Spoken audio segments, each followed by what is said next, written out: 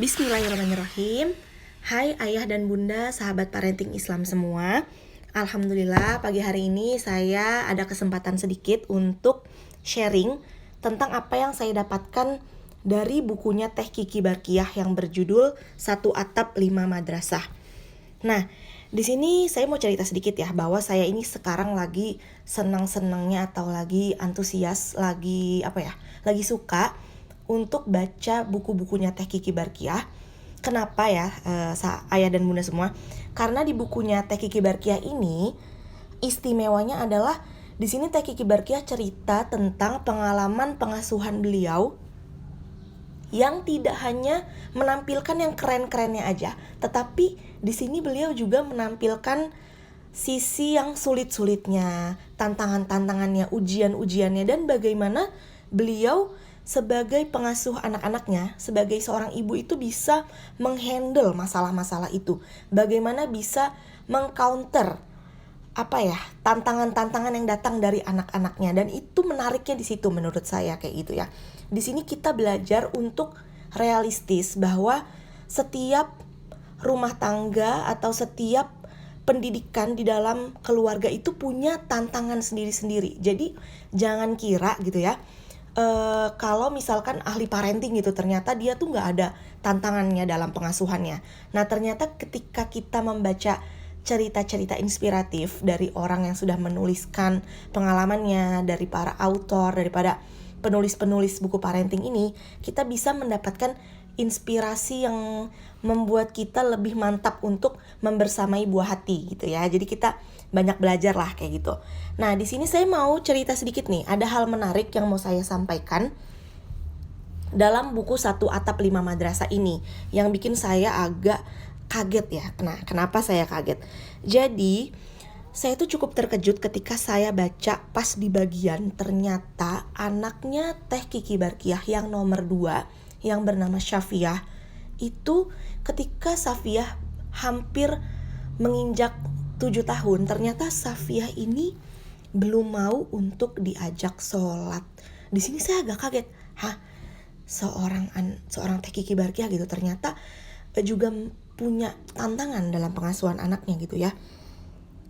Nah di sini Syafiah ini diceritakan Teh Kiki Barkiah itu selalu menolak kalau sholat kayak gitu, kayak ogah-ogahan gitu ya. Tetapi untuk hal lain seperti kayak membaca Al-Quran, menghafal, mendengarkan cerita-cerita Islami itu Syafiah ini masih menunjukkan antusiasmenya yang sangat gitu ya. Tetapi untuk urusan sholat ini Syafiah masih belum mau gitu untuk diajak sholat seperti itu.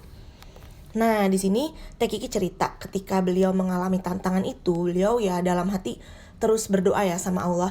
Kemudian juga dibarengin dengan ikhtiar untuk terus sounding ke Syafiah bahwa perintah sholat 7 tahun ini datangnya dari Allah, bukan dari Umi, maksudnya bukan dari Teh Kikinya. Dan juga menegaskan bahwa sebentar lagi Syafiah harus sudah sholat di umur 7 tahun seperti itu.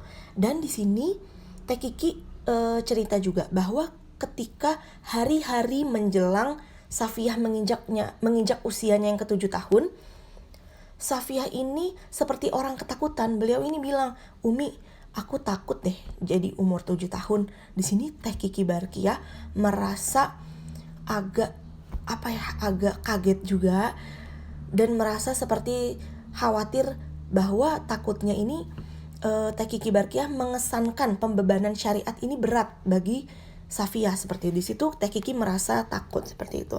Akhirnya Teh Kiki terus berusaha untuk berdoa sama Allah supaya Syafiah diberikan kelembutan hati dan sebagainya.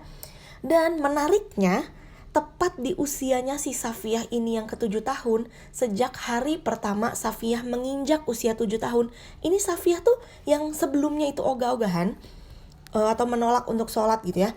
Ini di hari pertama dia usia 7 tahun itu langsung bangun subuh dan langsung menunaikan sholat 5 waktu di hari itu seperti itu. Dan ini cukup amazing gitu loh, karena yang sebelumnya nolak tiba-tiba hari hanya tuh langsung aja gitu tanpa ada tantangan yang berarti kayak gitu ayah bunda sekalian. Nah dari cerita ini saya mendapatkan inspirasi ya, di antaranya yang pertama ya, pelajaran untuk kita para orang tua ya, terutama kita sebagai ibu, bahwa seorang ibu yang banyak menjadi role model pengasuhan pun seperti Teh Kiki, ternyata juga Teh Kiki ini kan terkenal karena beliau ini cukup sabar dalam pengasuhan anak-anaknya, seperti itu. Bahwa seorang ibu yang role model bagi banyak orang aja itu mengalami tantangan pengasuhan yang cukup menantang seperti itu ya. Ini masalah sholat gitu loh. Bahwa kekurangan, tantangan, dan ujian itu ternyata sangat biasa terjadi dan sangat sangat lumrah adanya. Dan jadi kita sebagai orang tua juga. Nah, kemudian poin kedua, salah satu hal penting yang sering kali sepertinya terlewat ketika kita sedang berusaha untuk bersabar mengajari anak, berusaha mendidik anak, berusaha mengajak anak, atau berusaha memandirikan anak. Biasanya ketika kita lagi berusaha bersabar, kadang kita itu lupa bersyukur. Kita lupa mensyukuri kelebihan lainnya yang dia punya.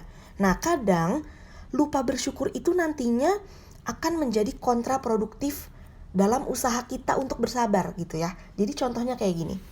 Ketika kita misalkan sedang mengajari anak untuk mandiri pakai baju sendiri. Di situ kita harus sabar ya untuk mengajari anak latihan pakai baju sendiri gitu ya.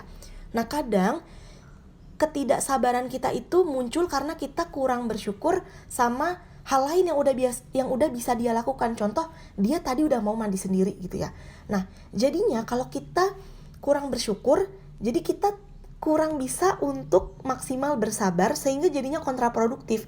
Jadinya malah misalkan anak ini malah jadi malas pakai baju sendiri gitu loh. Tetapi kalau kita dalam proses bersabar itu mampu untuk mensyukuri dulu hal-hal lainnya, biasanya nanti kita akan lebih optimis dan lebih bisa menerima prosesnya si anak seperti itu. Nah, jadi memang benar ya, kalau kita bersyukur itu jadinya menambah nikmat, tapi kalau kita tidak bersyukur jadinya akan hilang nikmatnya kayak gitu. Itu saya merasakan sendiri ketika saya dalam pengasuhan anak-anak kayak gitu. Kemudian takutnya juga hal-hal baik lainnya jadi hilang karena kita tidak bersyukur itu tadi. Kemudian yang selanjutnya setelah kita berusaha untuk mensyukuri kelebihan anak yang lain gitu ya, ketika kita menemukan tantangan, yang selanjutnya juga di sini kita belajar dari Teh Kiki untuk terus berikhtiar dan terus memanjatkan doa. Nah, kenapa? Karena sebenarnya ini berkaitan juga dengan poin terakhir. Kita tidak perlu terlalu khawatir terhadap penolakan anak seperti itu. Jadi kadang kita ini mungkin over khawatir, over worrying terhadap penolakan anak, terhadap tantangan atau ujian itu. Karena gini, jika kita sudah ikhtiar dan berdoa, sebenarnya semuanya ini hanya tinggal waktu. Seperti tadi contohnya, Teh Kiki mengajari Safiah atau mengajak Safiah untuk mulai sholat 5 waktu. Sebenarnya kan Teh Kiki ini udah berusaha, kemudian udah berdoa juga. Sebenarnya ini tinggal waktu aja.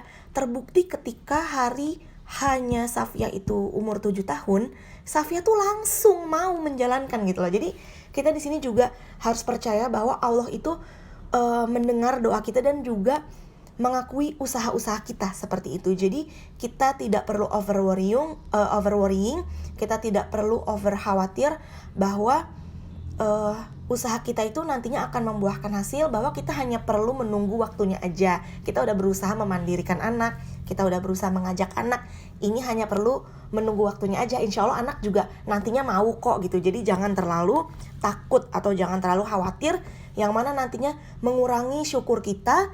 Kalau syukur kita berkurang jadinya kita kurang sabar kayak gitu. Jadi kalau kurang sabar jadi kontraproduktif, jadinya anak malah tidak mau untuk sama sekali diajak kayak gitu. Kira-kira ya Bunda. Nah, ini sebenarnya banyak yang mau isi yang menarik lainnya, cuman mungkin nanti lain waktu ya kita bahas. Sekian dulu ya Ayah Bunda, terima kasih sudah menyimak. Wassalamualaikum warahmatullahi wabarakatuh.